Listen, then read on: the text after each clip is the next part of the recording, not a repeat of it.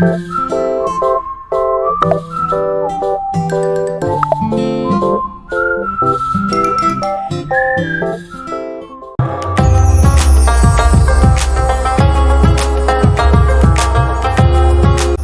سيتي ماريا بنت موسى ورقم التسجيل هو 063443. اسمي هاني شميمي بنتي محمد رقم مصفوفة 064943.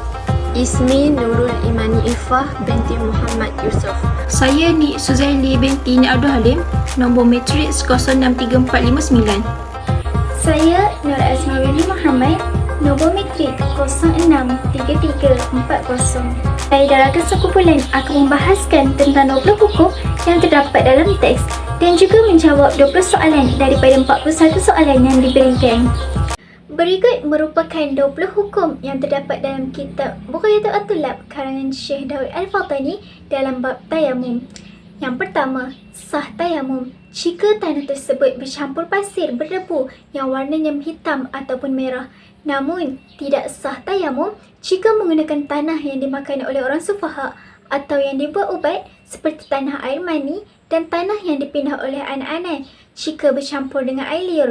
Selain itu, jika debu tanah itu ada pada anjing dan juga babi namun tidak lekat pada anggota sah tayamum, maka tayamum tersebut sah. Namun, tidak sah tayamum sekiranya tanah seperti kapur, debu, tepung daripada beras dan debu daripada bantal kerana ia bukan dinamakan tanah yang keras, yang suci lagi menyucikan. Hukum yang kelima adalah hukum wajib, iaitu wajib qada solat kerana air dan tanah tidak mencukupi bagi berwuduk dan bertayamum. Hukum yang keenam adalah wajib, iaitu wajib menyapu kedua-dua belah muka dan tangan supaya tertib. Hukum yang ketujuh pula adalah wajib, iaitu wajib bertayamum sekiranya ada penyakit yang memudaratkan jika terkena air pada anggota tayamum. Hukum yang ke-8 juga adalah hukum wajib, iaitu wajib membasuh anggota tayamum dengan perlahan-lahan pada tempat yang berbalut. Hukum yang ke-9, wajib menyapu akan segala yang menutup penyakit itu jika ada. Hukumnya wajib. Yang ke-10, diharuskan menyapu seperti tayamun jika darurat. Hukumnya ialah harus. Yang ke-11, satu anggota dibasuh tetapi disunatkan dua anggota dibasuh seperti menjadi dua tayamum. Hukumnya adalah sunat. Yang ke-12, afdal mendahulukan tayamun, kemudian membasuh dua kaki dan dua anggota. Hukumnya ialah sah tayamun. Saya akan menyambung hukum yang seterusnya dalam bab tayamum ini, iaitu hukum wajib. Wajib mengerjakan wuduk seperti dahulu daripada tayamum jika berhadas dengan membasuh anggota yang sahih dan menyapu tidak tertib antara tiga itu pada satu anggota. Dan seterusnya hukum wajib, iaitu wajib tertib dengan anggota yang dahulunya bagi tayamum jika berhadas. Dan kemudiannya lagi, wajib tayamum bagi orang yang junub dan hadas besar jika ada lukanya yang bukan anggota tayamum jika orang tersebut berhadas. Sehubungan dengan itu, wajib mengambil air sembahyang bagi orang yang berhadas kecil. Seterusnya, hukum yang ke-17 pula ialah wajib. Terdapat 9 daripada 20 asas yang wajib diulangi padanya sembahyang. Seterusnya, hukum wajib iaitu wajib qada sembahyang jika tempat itu kebiasaannya ada air ataupun tempat itu tiada air hanya untuk sekali dua. Hukum yang ke-19 pula ialah wajib iaitu wajib qada solat sekiranya di tempat tersebut ketiadaan air. Dan yang terakhir ialah jika dia berpindah ke tempat yang biasa ketiadaan air padanya, nescaya hukumnya wajib dia mengulangi sembahyangnya dengan tayamum itu buat kali yang kedua. Berikut merupakan 20 soalan yang dikemukakan serta jawapan daripada 41 soalan. Yang pertama, adakah terdapat satu contoh masalah yang kabur dalam penulisan tersebut? Ya, terdapat satu contoh masalah yang kabur, iaitu jika luka bagi tiga anggota tidak menghilangkan lukanya seperti ada yang sahihnya pada anggota wuduk, nescaya lazimlah atasnya tiga tayamum.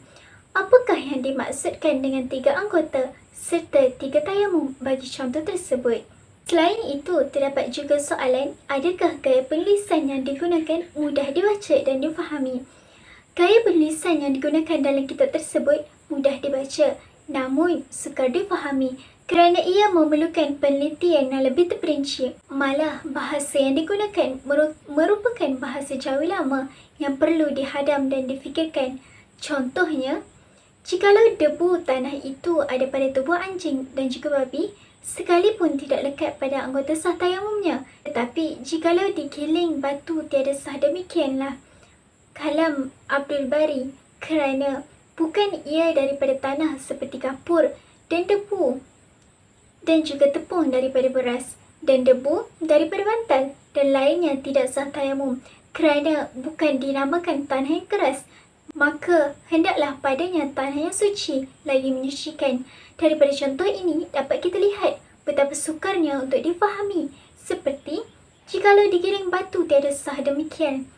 Apakah yang dimaksudkan dengan digiling batu?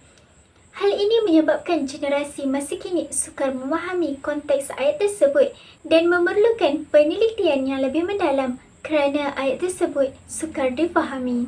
Soalan berikutnya adalah, adakah terdapat pengaruh Melayu dalam penulisan ini? Ya, terdapat pengaruh Melayu dalam penulisan ini seperti kapur, debu, tepung daripada beras dan ini merupakan pengaruh bahasa Melayu. Akhir sekali, adakah kitab Bughayatul Atulab ini sesuai digunakan oleh pelajar UNIZA? Secara ringkasnya, ya. Kitab ini sesuai digunakan oleh pelajar UNIZA kerana kitab ini membicarakan dengan lebih teliti mengenai fiqh dalam bahagian ibadat dalam mazhab Syafi'i. Ia juga merupakan karangan ulama dunia Melayu yang paling banyak menghasilkan karya kitab dalam pelbagai disiplin ilmu.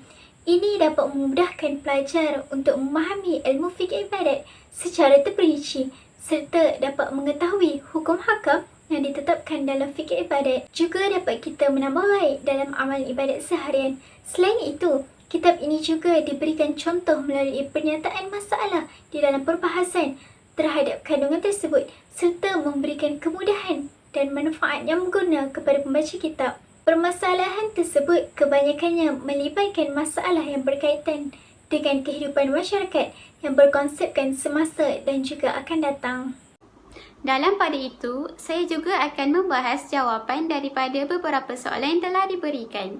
Seterusnya adalah, terdapat kitab Melayu yang dirujuk seperti kitab Sabilul Muhtadin serta kitab Al-Fiqh Al-Manhaji Ibadah dalam Fiqh Asy-Syafi'i.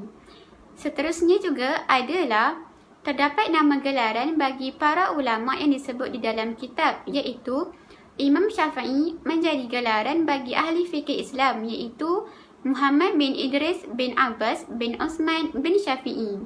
Di samping itu, terdapat gaya penulisan para ulama semasa membahas masalah fiqh serta disebut satu mazhab sahaja, iaitu mazhab Asy-Syafi'i.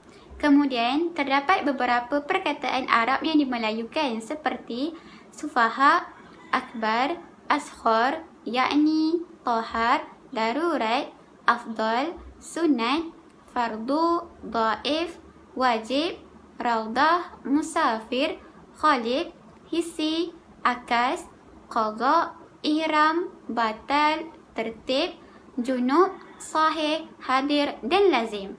Adakah terdapat hadis yang disebut penuh berserta sanad kepada sahabat Nabi atau disebut terus kepada hadis itu? Jawapannya, hadis-hadis yang disebutkan kepada sahabat Nabi disebutkan disertakan dengan sanad melalui ucapan-ucapan yang disampaikan.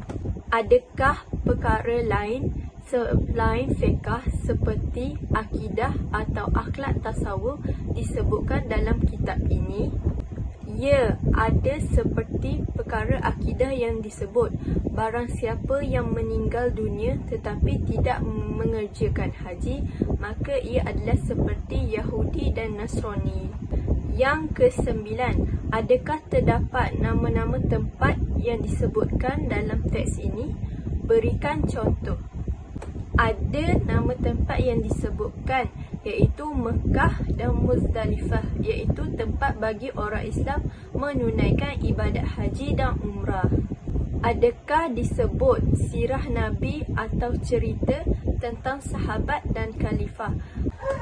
Apakah ia disebut sebagai pengajaran atau untuk menguatkan hukum atau mempunyai sebab lain? Ya, ada disebut tentang sirah Nabi terdahulu untuk memperkuatkan lagi hukum dan dikaitkan dengan perjuangan Nabi terdahulu. Bagi soalan yang seterusnya, bagaimanakah susunan setiap fasal seperti ada ataupun tidak, syahadan dan lain-lain? Bagaimana susunan setiap fasal seperti ada atau tidak perkataan syahadan dan lain-lain ialah ada disebutkan perkataan syahadan di dalam teks. Kemudiannya, bagi soalan manakah antara kitab yang dirujuk oleh pengarang dalam satu-satu masalah?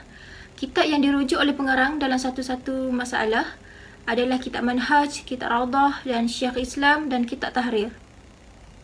Bagaimanakah cara pengarang lakukan apabila mahu kata perkara itu sudah disebut sebelum itu? Cara pengarang lakukan apabila mahu kata perkara itu sudah disebut sebelum itu ialah dengan mengatakan perkataan seperti dahulunya.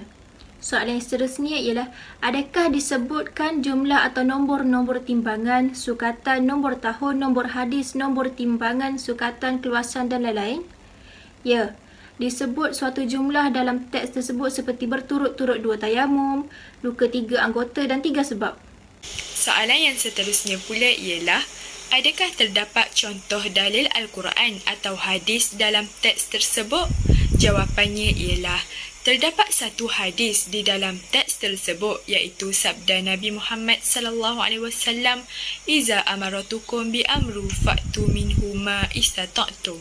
Soalan yang ke-18 pula ialah, pendapat ulama manakah yang sering disebut dan dirujuk di dalam teks?